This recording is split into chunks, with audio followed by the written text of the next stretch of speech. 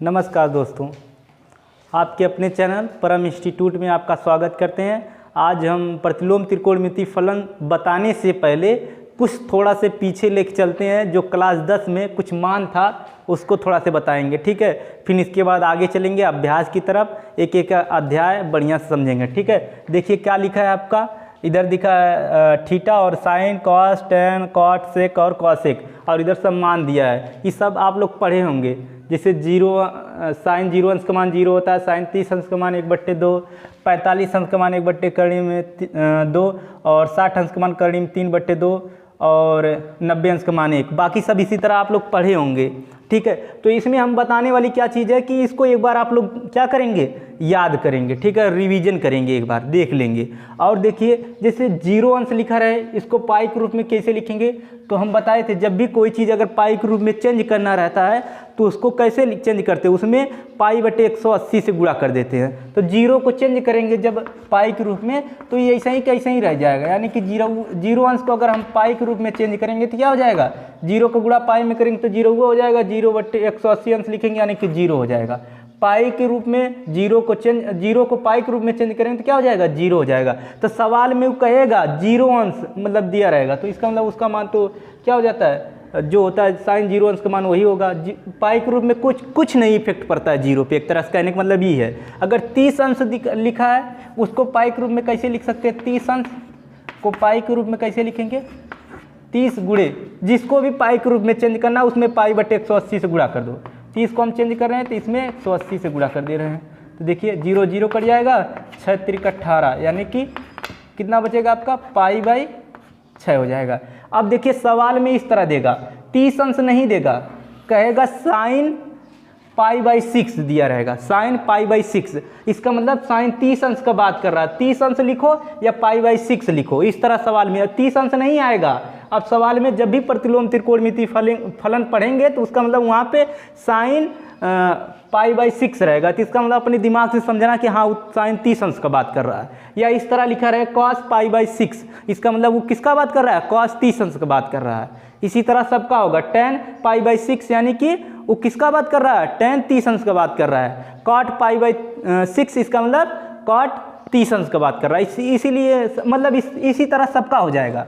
अब देखिए जैसे कहीं पे लिखा रहे 45 अंश, 45 अंश को पाई के रूप में कैसे लिखेंगे, 45 गुणे पाई/180 अंश। अब काट देंगे इसको, 45 सही काटेंगे तो कई बेरी में कटेगा, 45 दूनी 90, यानी कि 4 बेरी में कटेगा, यानी पाई/4 हो जाएगा। या तो 45 अंश लिखो, उसके जगह चाहे तो पाई/4 लिख सकते हो। अब सवाल में ये नहीं लिखा रहेगा 45 अंश, सवाल में कहेगा पाई/4। इसका मतलब अपने दिमाग से समझना रहेगा। जैसे कहेगा साइन पाई/4, इसका मतलब साइन कितने अंश का मान बात कर रहा है, साइन 45 अंश का मान बात कर रहा है, यानी कि साइन 45 अंश की बात कर रहा है, ठीक है। जैसे कह दे अगर कॉस पाई/4, इसका मतलब कॉस के कितने अंश का बात कर रहा है, तो कॉस 45 अंश का।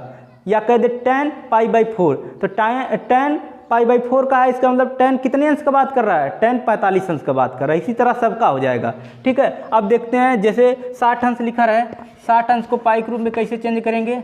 जैसे 60 अंश लिखा है तो 60 अंश बराबर हम लोग क्या लिख सकते हैं, 60 गुणे पाई/4, सॉरी पाई/180 अंश। तो काट देंगे 0 0, 6 3 18, यानी कि पाई/3। तो यानी कि अब सवाल में ही नहीं कहेगा कि साइन 60 अंश, कहेगा साइन 60 अंश, 60 अंश की जगह क्या हो जाएगा आपका, पाई/3 हो जाएगा। कहेगा साइन पाई/3 का मान बताओ, तो साइन पाई/3 का मान क्या हो जाएगा, जो 60 अंश का मान होता है। यानी कि 60 अंश के जगह हम लोग क्या लिख सकते हैं, पाई/3।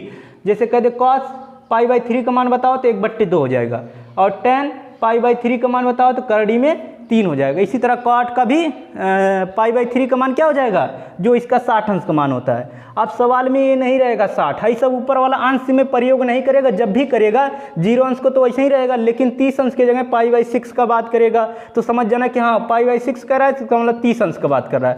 45 माने पाई/4 समझ जाना, और पाई/3 का है, इसका मतलब वो 60 अंश का बात कर रहा है। अब इसी तरह आपका 90 अंश रहेगा, 90 अंश को हम लोग क्या लिख सकते हैं, 90 गुणे पाई/180।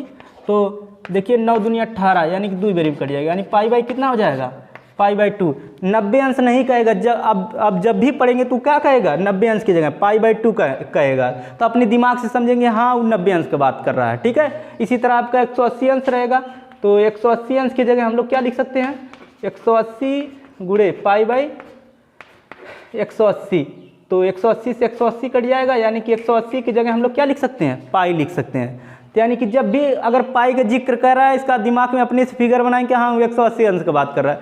अगर 30 अंश का मतलब π/6 कर रहा है, तो अपने दिमाग में अपने सोचेंगे कि हाँ वो कितने अंश का बात कर रहा है, 30, और π/4 कहेगा तो अपने दिमाग से सोचेंगे हाँ वो 45 अंश का बात कर रहा है, और 60 अंश यानी π/3 कहेंगे तो इसका मतलब 60 सोचेंगे, और π/2 कहेगा तो इसका मतलब 90 समझेंगे। ठीक है, हाई जितना बताएं एक बार फिर से रिवीजन करना है, क्लास 10 में आप लोग पढ़े होंगे, इसी सम्मान का यूज होगा सवाल में लगाते समय।